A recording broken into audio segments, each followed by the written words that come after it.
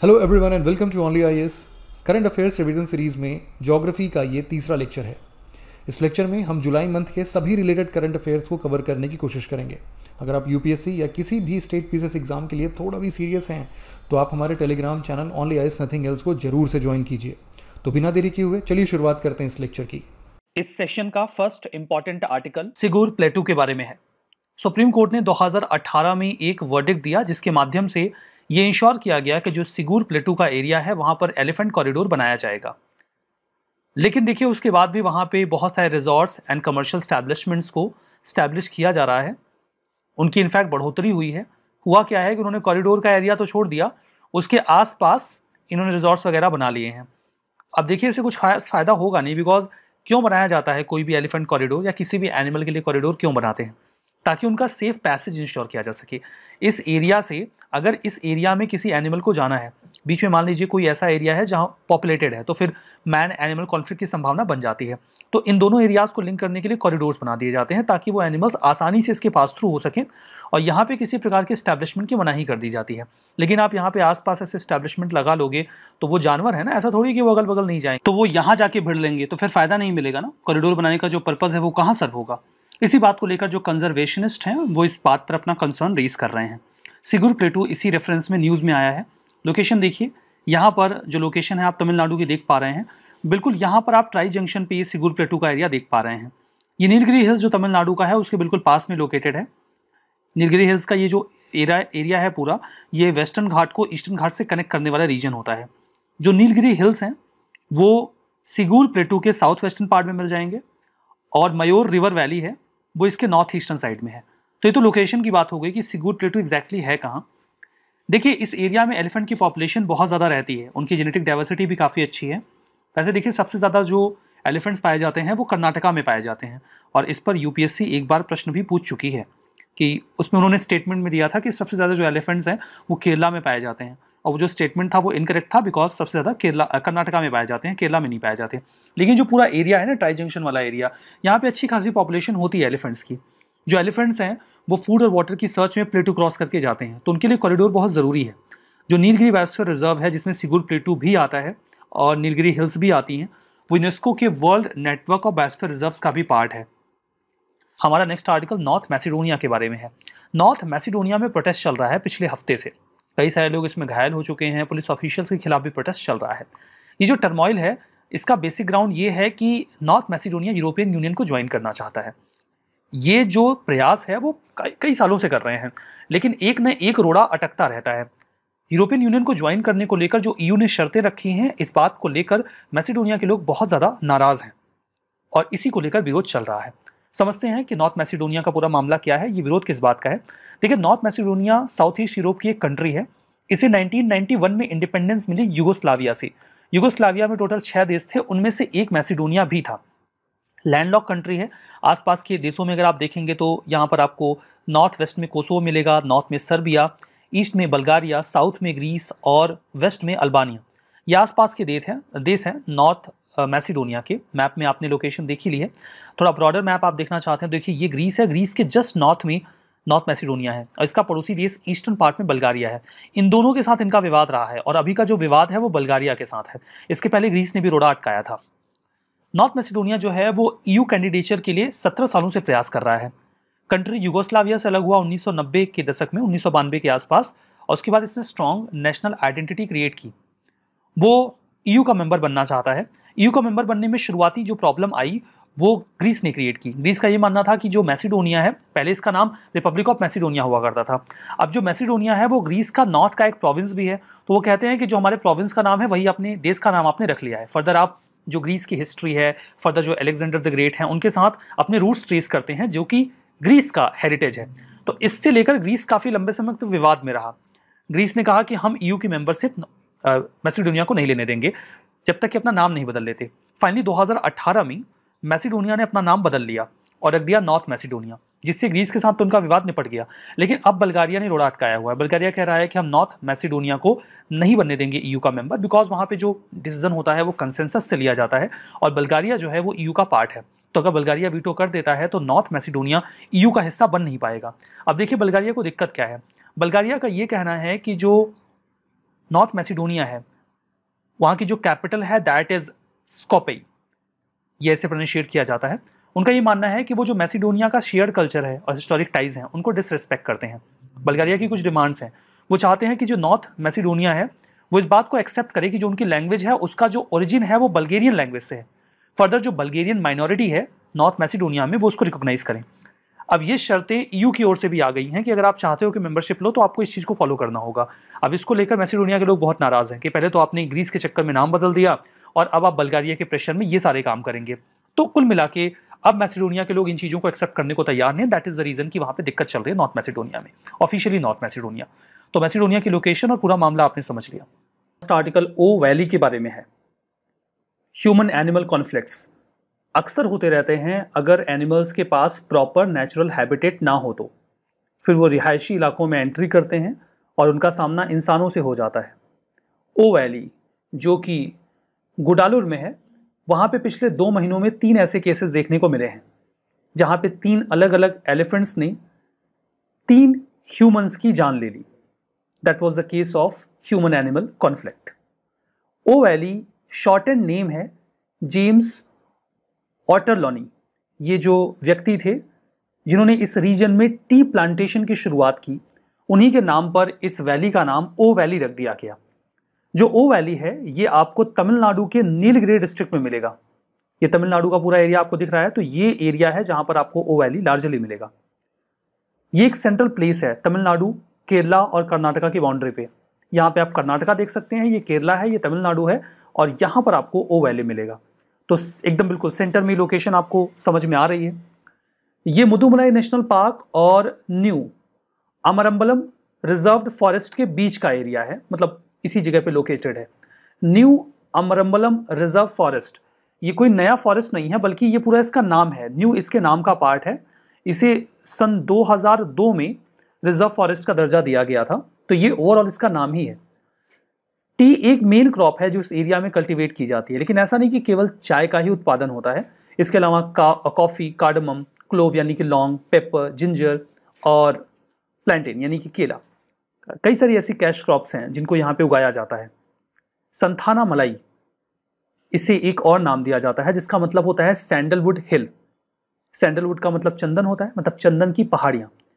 ओ valley का एक main attraction रहा है।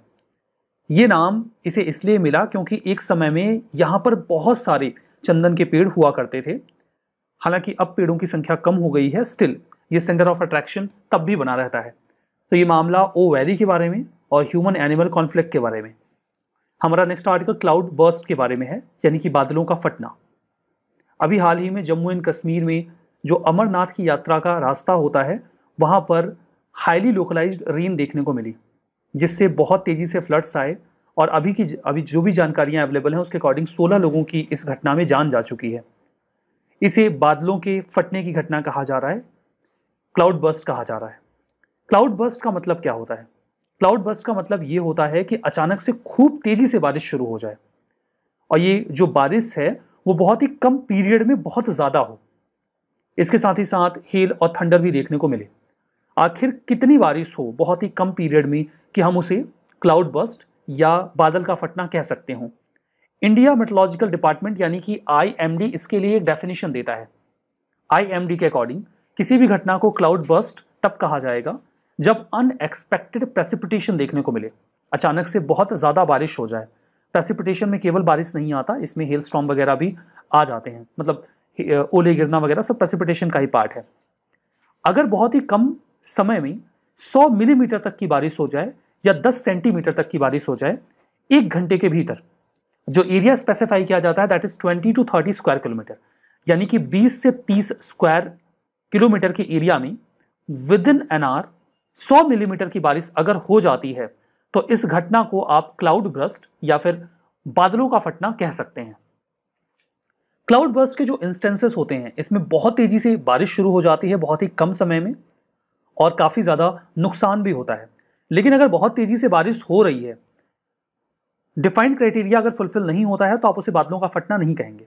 जैसे बारिश बहुत तेज हो रही है लेकिन उसका एरिया ज़्यादा है, या जो मिनिमम अमाउंट ऑफ रेनफॉल की बात की जा रही है IMD के द्वारा that is 10 centimetre per hour, वो फुलफिल नहीं हुआ तो आप उसे क्लाउड बर्स्ट नहीं बोलेंगे। तो ऐसी कौन सी स्थिति होती है जब बादलों के फटने की घटना हो जाती है?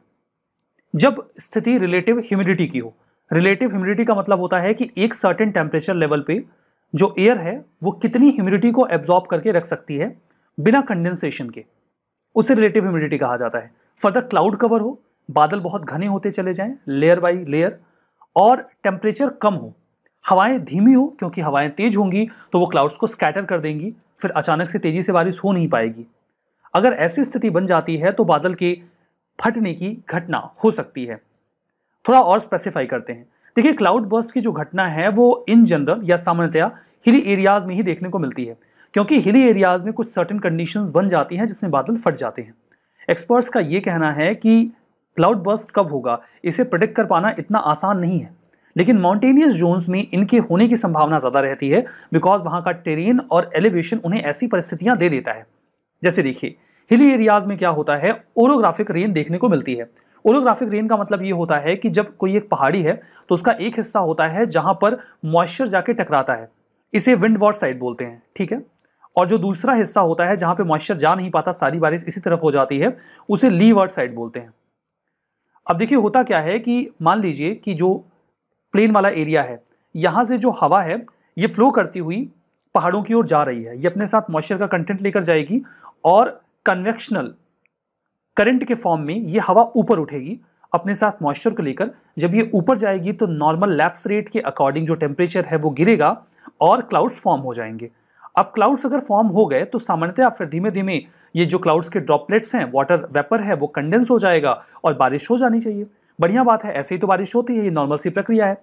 लेकिन जब ओरोग्राफिक प्रोसेस होता है उसमें होता क्या है कि यहां से पानी जो है वो कंडेंस हो चुका है। अब पानी बरसना तो चाहता है, लेकिन नीचे से जो गर्म हवा है ये इस पहाड़ के साथ टकराकर इसके ऊपर दबाव बनाती जा रही है, इसे बरसने नहीं दे रही है। अब लेयर बाय लेयर क्लाउड्स बनते जा रहे हैं। यहां पर जो वाटर वेपर है वो खूब सारा कंडेंस होकर इकट्ठा होता जा रहा है और नीचे से वाटर वेपर ऐड होता जा रहा है। मतलब वाटर वेपर ऐड तो हो रहा है, लेकिन नीचे से गर्म हवा इस पानी को बरसने नहीं दे रही है। लेकिन भाई, कोई कब तक बर्दाश्त करेगा? जब तक बर्दाश्त कर पाएगा ये बादल तब तक बर्दाश्त करेगा, और जब इससे बर्दाश्त नहीं होगा तो बोलेगा लो, एक बार में वो सारा गिरा देगा। And that will be the incident of cloud burst. Rain drops, अचानक से खूब तेजी से बारिश शुरू हो जाती है। तो ये मैकेनिज्म है बादलों के फटने का। ठीक है। इसमें देखिए, फिर जब बादल फटते हैं तो फिर पानी बहुत तेजी से फ्लैश फ्लड के फॉर्म में जो प्लेन का एरिया है वहाँ पे फ्लो होने लगता है, डिस्ट्रक्शन करता है। अगर रिहायशी इलाके हैं तो वहाँ पे चीज़ों को बर्बाद कर देता है। तो ये तो बादल के फटने की बात। हमारा नेक्स्ट आर्टिकल पार्सेल आइलैंड के बारे में है। यूएस का एक डिस्ट्रॉयर इस पार्सेल आइलैंड के पास साउथ चाइना सी में पहुंच गया।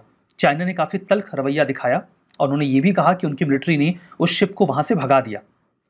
पार्सेल आइलैंड काफ़ी ज़्यादा डिस्प्यूटेड रहता है साउथ चाइना सी के पूरे एरिया में। लोकेशन देखिए, ये है चाइना, ये साउथ चाइना सी का पूरा एरिया है। यहाँ पर पार्सेल आइलैंड्स हैं और यहाँ पर स्पार्टलीज, ये आइलैंड्स हैं। ये काफ़ी ज़्यादा डिस्प्यूटेड रहते हैं।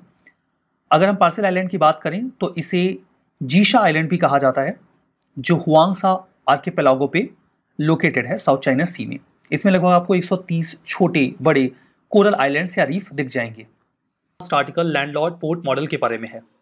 हाल ही में जवाहरलाल नेहरू पोर्ट भारत का पहला मेजर लैंडलॉर्ड पोर्ट बन गया है, जिसको अभी प्राइवेट टेंडर के लिए ओपन कर दिया जाएगा। Jawaharlal Nehru port container terminal private players के लिए ओपन होगा। वो यहाँ पर आकर इंफ्रा लगा सकते हैं और इस पोर्ट को हैंडल कर सकते हैं। अभी तक जो मॉडल रहा है पोर्ट्स का, भारत के मेजर पोर्ट्स का, वो सर्विस मॉडल रहा है। सर्विस मॉडल में क्या होता है कि जो पोर्ट अथॉरिटी होती है या जो पोर्ट ट्रस्ट होता है, पूरा पोर्ट उनके डोमेन में होता है, पूरा इंफ्रा उनका होता है। वो जो सर्विसेज देते हैं उसके बदले में जो भी अपनी कंटेनर्स वगैरह वहाँ पे लेकर आ रहे हैं, एक्सपोर्ट इंपोर्ट कर रहे हैं, उनको चार्ज करते हैं और उनसे पैसे ले लेते हैं। कुल मिला के इसकी ओनरशिप, हैंडलिंग, मैनेजमेंट अभी तक पोर्ट अथॉरिटी के पास हुआ करती थी और वो इन सभी को ओन करते हुए सर्विसेज देते थे। अभी ये धीमे धीमे अपना मॉडल चेंज कर रहे हैं। इस मॉडल को कहा जा रहा है landlord port model. Landlord port model में क्या होगा कि जो पोर्ट अथॉरिटीज़ हैं वो खुद को केवल एक लैंडलॉर्ड के रोल में डाल देंगी। मतलब ओनरशिप तो उनकी रहेगी, बाकी सारा काम वो नहीं करेंगे। पोर्ट को मैनेज करना, हैंडल करना, वहाँ पे कोई एडिशनल इंफ्रा डेवलप करना है तो वो सारा काम करना, ये काम किसी एक प्राइवेट अथॉरिटी को दे दिया जाएगा। ये सारी सर्विसेज अब वो ग्रांट करें।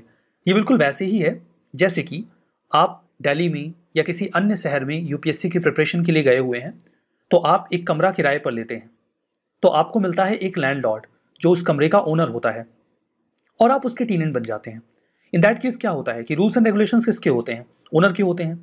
आप किस प्रकार से घर में रहेंगे, कितने बजे तक एंटर कर जाएंगे और क्या नियम कानून आपको फॉलो करने पड़ेंगे, वो आपको लैंडलॉर्ड बता देता है। सिमिलरली लैंडलॉर्ड पोर्ट मॉडल में रूल्स एंड रेगुलेशंस और ओनरशिप वो तो पोर्ट ट्रस्ट के पास ही रहती है, लेकिन उसके बाद घर में अगर आप कोई और एडिशनल सामान लगाना चाहते हैं, आप फ्रिज लाना चाहते हैं, आप बेड लगाना चाहते हैं, कुर्सी टेबल लगाना चाहते हैं, whatever you need to put there, वो आपका अपना काम है, आप उसको करिए जिससे आपको सहूलियत हो, आसानी हो। सिमिलरली जिस प्राइवेट प्लेयर को वो पोर्ट मिल जाएगा वो उसमें सर्विसेज को बेहतर बनाने के लिए जो भी एडिशंस करना चाहते हैं कर सकते हैं। तो ये तो आपने समझ लिया ना कि लैंडलॉर्ड पोर्ट मॉडल क्या है। पहले सर्विस पोर्ट मॉडल हुआ करता था और अब धीमे धीमे लैंडलॉर्ड पोर्ट मॉडल ऑप्ट किया जा रहा है। और इस मॉडल में जाने वाला पहला पोर्ट कौन सा हुआ? जवाहरलाल नेहरू पोर्ट। ये शुरुआत है, अभी कुछ और भी पोर्ट्स होंगे जो इस मॉडल पे जाएंगे और प्राइवेट ओनरशिप रहेगी इन पोर्ट्स की। केवल जो ओरिजिनल ओनरशिप है, मतलब हैंडलिंग मैनेजमेंट प्राइवेट प्लेयर्स को दे दिया जाएगा, जो ओनरशिप है वो तो पोर्ट ट्रस्ट के पास ही रहेगी। तो जो अथॉरिटी होगी वो ओनरशिप मेंटेन करेगी और जो प्राइवेट फर्म्स होंगे उनको लीज कर दिया जाएगा पूरा इंफ्रा, बाकी एडिशनल उन्हें जो इक्विपमेंट वगैरह लगाने हैं वो लगाएं। इन रिटर्न जो लैंडलॉर्ड पोर्ट होगा, जो ओनर होगा, पोर्ट ट्रस्ट होगा, उसे रेवेन्यू मिलेगा जो प्राइवेट एंटिटीज अर्न करेंगी। जवाहरलाल नेहरू पोर्ट अथॉरिटी के बारे में बात करें तो ये नवी मुंबई में है। 1989 में इसको कमीशन किया गया था। बहुत बड़ी संख्या में ये कंटेनर को हैंडल करता है। जो total containerised cargo volume India के मेजर पोर्ट्स पे आता है उसका लगभग 50% तो यहीं पर हैंडल होता है। तो कुल मिला के बहुत ही बड़ा पोर्ट है ये। 26 इसे रैंक किया गया था जब 100 ग्लोबल पोर्ट्स की रैंकिंग निकाली गई थी लॉयड्स लिस्ट में 2021 की रिपोर्ट में। तो मतलब एक सिग्निफिकेंट पोर्ट है ये ग्लोबल लेवल पे भी। हमारा नेक्स्ट आर्टिकल काराकोरम एनोमली के बारे में है। एनोमली का मतलब होता है विलोमता, मतलब कुछ ऐसा जो जैसा हो रहा है उसका उल्टा हो जाए। ग्लेशियर्स जो काराकोरम रेंज के हैं वहां पर हमें क्लाइमेट चेंज का प्रभाव उतना नहीं दिख रहा, ज़्यादा दिख नहीं रहा है।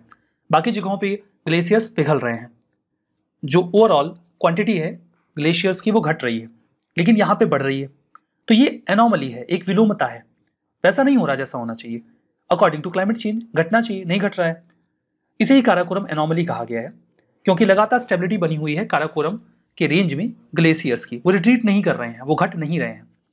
काराकोरम रेंज की बात करें, अब देखिए इसके पीछे का कारण भी बता देता हूं जो स्टडी में बताया गया।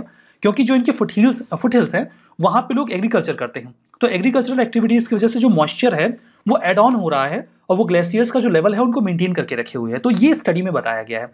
अब कितना सही है कितना गलत है वो तो बात की बात है, बट स्टडी की जो जानकारी है वो यही है। काराकोरम रेंज में आपको ये काफ़ी लंबे एरिया में फैला हुआ मिलेगा। हिंदुकुश, पामीर, कुनलुन माउंटेन्स और हिमालयाज तक ये फैला हुआ है। ये अफगानिस्तान, चाइना, इंडिया, पाकिस्तान और तजाकिस्तान, इन सभी रीजन्स में आपको फैला हुआ मिलेगा। ग्लेशियर्स बहुत इंपॉर्टेंट होते हैं बिकॉज इन्हीं से रिवर्स निकलती हैं जो कि आसपास के लोगों के लिए लाइफ लाइन होती हैं। ग्लोबल वार्मिंग के इम्पैक्ट की वजह से लगातार कम हो रहे हैं और इसी वजह से हम इस बात को लेकर काफ़ी ज़्यादा कंसर्न भी हैं। यहाँ पे देखिए प्रश्न आया था 2020 में, सियाचिन ग्लेशियर कहाँ सिचुएटेड है? सही जवाब इसका डी था, नॉर्थ ऑफ नुब्रा वैली। मतलब इस प्रकार के प्रश्न पूछे जाते हैं तो आप जानते रहिए। हमारा नेक्स्ट आर्टिकल सुकाराजिमा वोल्केनो के बारे में है। जो सकुराजिमा वोल्केनो है ये जो वेस्टर्न आइलैंड है जापान का क्यूशू, वहां पर अभी हाल ही में इरप्ट हुआ है। ये जापान है, यहाँ पर ये इरप्शन हुआ है। जापान 4 बड़े आइलैंड से मिलकर बनता है।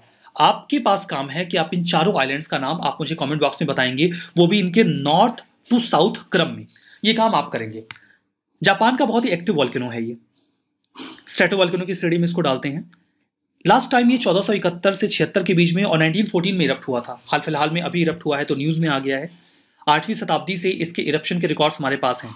चूंकि ये बहुत फ्रिक्वेंटली इरप्ट होता है इसलिए जापान में से बहुत ही खतरनाक माना जाता है। तो आज के इस सेशन में बस इतना ही। Thank you very much.